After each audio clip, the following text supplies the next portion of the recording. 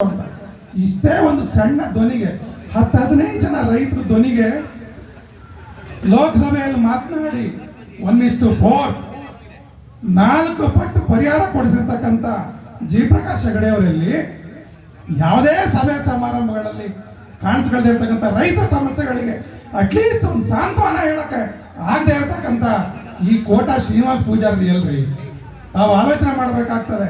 ಯಾರಿಗೆ ನೀವು ಬೆಂಬಲವನ್ನು ಕೊಟ್ಟಿದ್ದೀರಿ ಅಂತಕ್ಕಂಥದ್ದನ್ನ ಬಿಜೆಪಿ ಅವರಿಗೆ ನಾನು ಪ್ರಶ್ನೆಯನ್ನು ಮಾಡ್ತಾ ಇದ್ದೇನೆ. ಇಡೀ ರಾಜ್ಯದ ಜನ 10 ಜಿಲ್ಲೆಯ ರೈತರು ಕಣ್ಣೀರಾಗ್ತಾ ಇದ್ದಾರೆ, ತಮ್ಮ ಬದುಕೇನು ಅಂತೇಳಿ ಕೇಳ್ತಾ ಇದ್ದಾರೆ. ಆದರೆ ಈ ರಾಜ್ಯದ ರೈತ ಪರವಾಗಿರ್ತಕ್ಕಂಥ ಡಿ ಕೆ ಶಿವಕುಮಾರ್ ಅವರು ನಿನ್ನೆ ಟಿ ಡಿ ರಾಜೇಗೌಡರು ಅವರು ವಿಧಾನ ಪರಿಷತ್ ಸಭೆಯಲ್ಲಿ ಪ್ರಶ್ನೆ ಮಾಡಿದರು. ಗಾಯತ್ರಿ ಶಾಂತೇಗೌಡರು ಮೊನ್ನೆ ಅಷ್ಟೇ 4 ವರ್ಷಗಳ ಕಾಲ ಹೋರಾಟ ಮಾಡಿ ವಿಧಾನ ಪರಿಷತ್ತಿನ ಸದಸ್ಯರಾಗಿರ್ತಕ್ಕಂಥ ಗಾಯತ್ರಿ ಶಾಂತೇಗೌಡರು ಈ ಜಿಲ್ಲೆಯ ರೈತರ ಧ್ವನಿಯಾಗಿ ಮಾತನಾಡಿದರು. ಇದಕ್ಕೆ ಏನು ಹೇಳಿದರು ಡಿ ಕೆ ಶಿವಕುಮಾರ್ ಅವರು? ನಾವು ಸಹಿತ ವಿಧಾನಸಭೆಯಲ್ಲಿ ಇದನ್ನು ವಿರೋಧವಾಗಿ ಮಂಡಿಸಿ ನಾವು ಅನುಮೋದನೆಯನ್ನು ಕೊಡ್ತೇವೆ, ಕೇಂದ್ರ ಸರ್ಕಾರಕ್ಕೆ ಇದನ್ನು ನಾವು ಮಾಡಲಿಕ್ಕೆ ನಾವು ವಿರೋಧವನ್ನು ವ್ಯಕ್ತ ಮಾಡ್ತೇವೆ ಅಂತ ಹೇಳಿದ್ರು. ಇದು ನಿಜವಾದ ರೈತ ಪರವಾದ ನಾಯಕ, ಇದು ನಮ್ಮ ರಾಜ್ಯದ ಮುಖ್ಯಮಂತ್ರಿಗಳಾಗಿರ್ತಕ್ಕಂಥವರ ಧ್ವನಿ.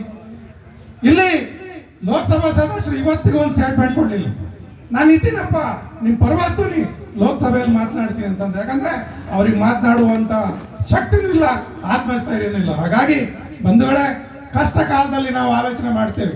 ನಾವು ಹೇಳಿದ್ವಿ ಅವಾಗ, ಒಬ್ರು ವಿದ್ಯಾವಂತರಿದ್ದಾರೆ, ಒಬ್ರು ವಕೀಲರಿದ್ದಾರೆ, ನಿಮ್ಮ ಕಷ್ಟಕ್ಕೆ ಆಗ್ತಾರೆ ಅಂತ ಹೇಳಿದ್ರೆ ಅವತ್ತು ಕೇಳಲಿಲ್ಲ.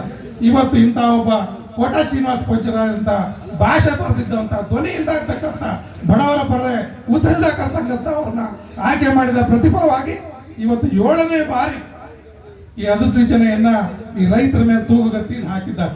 ಹಾಗಾಗಿ ಸಮಯದ ಅಭಾವ ಇದೆ, ಜಾಸ್ತಿ ಮಾತನಾಡೋಣ. ದಯಮಾಡಿ ಬಂಧುಗಳೇ, ಮುಂದಿನ ದಿನಗಳಲ್ಲಿ ರೈತರ ಪರವಾಗಿರ್ತಕ್ಕಂಥ ಧ್ವನಿಯನ್ನ ಇರ್ತಕ್ಕಂಥ ಯಾವುದೇ ಪಕ್ಷದ ಅಭ್ಯರ್ಥಿಗಳಾಗಿರ್ಬೋದು, ರೈತ ಪರವಾಗಿ ಮಾತನಾಡ್ತಾರೆ ಅಂತಂದ್ರೆ ನಾವು ರೈತರು ಉಳಿಬೇಕು ಅಂತಂದ್ರೆ ಅದನ್ನ ಬೆಂಬಲಿಸ್ತಕ್ಕಂಥದ್ದು ನಮ್ಮ ನಿಮ್ಮೆಲ್ಲರ ಆದ್ಯ ಕರ್ತವ್ಯ ಅಂತಕ್ಕಂಥ ಮಾತನ್ನ ಈ ಸಂದರ್ಭದಲ್ಲಿ ಹೇಳ್ತಾ, ಈ ತಾಲೂಕಿನಿಂದ ಬಂದಿರತಕ್ಕಂಥ ಧ್ವನಿ ಲೋಕಸಭೆಯವರಿಗೂ ಇವತ್ತು ತಲುಪಿದೆ.